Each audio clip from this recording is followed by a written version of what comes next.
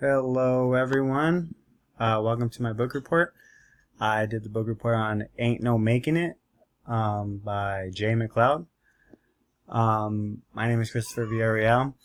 Ain't No Makin' It is a book written by Jay MacLeod in 2009. MacLeod studies two groups who live in an apartment complex. Before and during his research, he taught and lived in the area. He began his research in order to figure out the causes of underachievement in low-income areas. He obtains data by observing, recording, and interviewing two specific groups in the area: the hallway hangers and the brothers. MacLeod takes an ethnographic approach by describing the neighborhood and interaction outside the classroom. He also takes the research further by interviewing and observing interviewing them up to 20 years afterwards from the initial process. The book exploits the notion of education's inequalities throughout the United States in comparison to low-income and high-income schools. MacLeod's intent to write the book is to expose the current education system as a socially immobile, biased, and unequal social part of American society that plagues poor and benefits the rich and wealthy. In the book, MacLeod concurs with the researchers and theorists Bowles and Genetists. Schools train the wealthy to take up places at the top of the economy while conditioning the poor to accept their lowly status in the class structure. Now, as for his research and methodology, MacLeod uses a descriptive qualitative method or ethnographic method to research the study. He uses detailed descriptions of specific situations, interviews, and observations to support his theory perspective of Karl Marx's social reproduction. Now, as for the theoretical perspectives, MacLeod uses the theoretical perspectives of Karl Marx's social reproduction and uses many researches to back up the claim.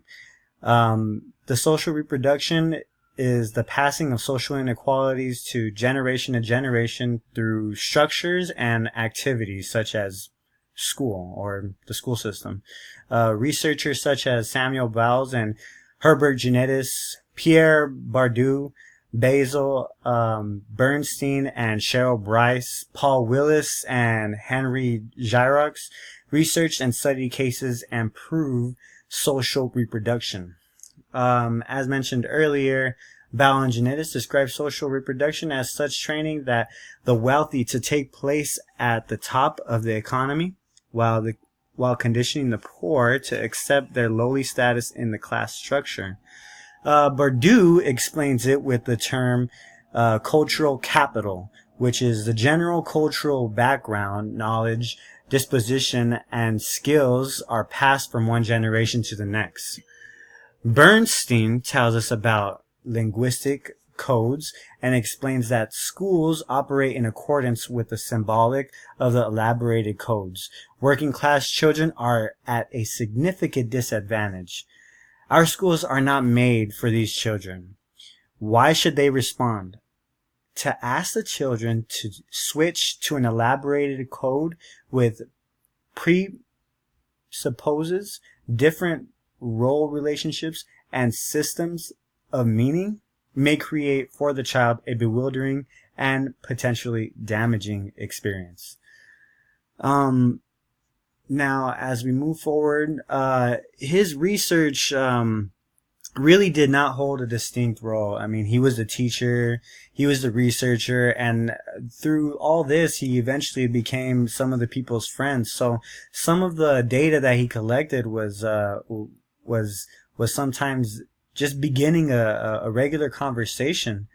The hallway hangers and the brothers are the participants living in the Clarendon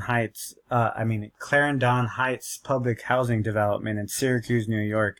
It is an impoverished building where these two groups of people live and hang out. MacLeod collects, interviews, documentations throughout the book and records it as dialogue. After every conversation, he analyzes it and the conversation and bringing it back to social reproduction. He did the initial research in 1985, and he came back to visit the participants twice in 1993 and 2006 for follow-up interviews.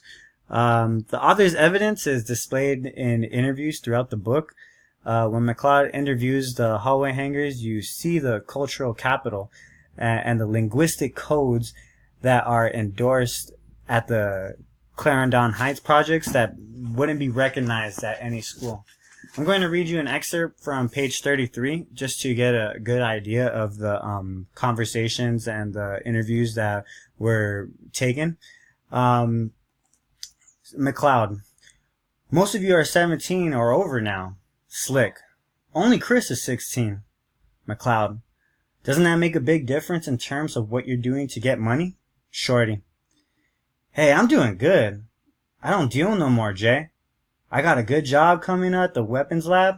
Most likely I'm going to get my brother on, too. Frankie: yeah, you slow down. 17. You're an adult.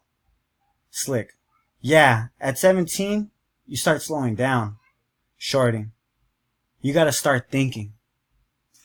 In this excerpt, we see that that MacLeod talks to the boys about their age. In school, the faculty only talks about one thing: college.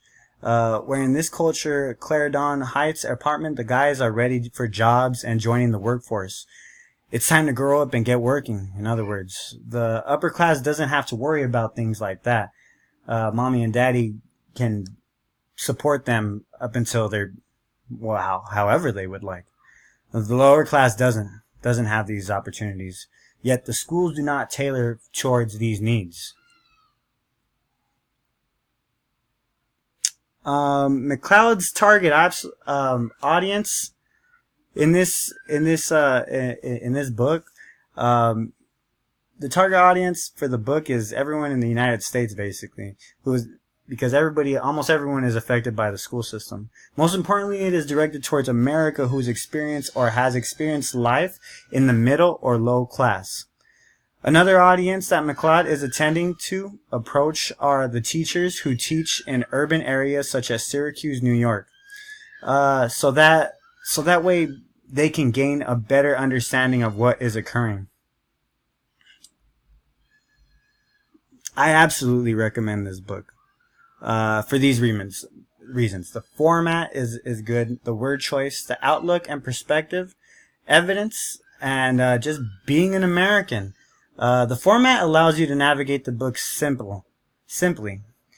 Each section is labeled correctly, and it prepares you for what you're going to read about next. And the choice of words keeps you motivated to read the next line. It is empowering and does not throw you off with crazy scientist jargon. The outlook and perspective really causes you to place yourself in their shoes. It makes you think about what is actually happening in the school setting and what we can do about it. This book obtains knowledge about what is necessary to be an American. In order to properly vote in America, in order for you to properly take part in the ideas of America, you should read this book, because this book offers you a different type of perspective. And that is my book report. Thank you for coming by.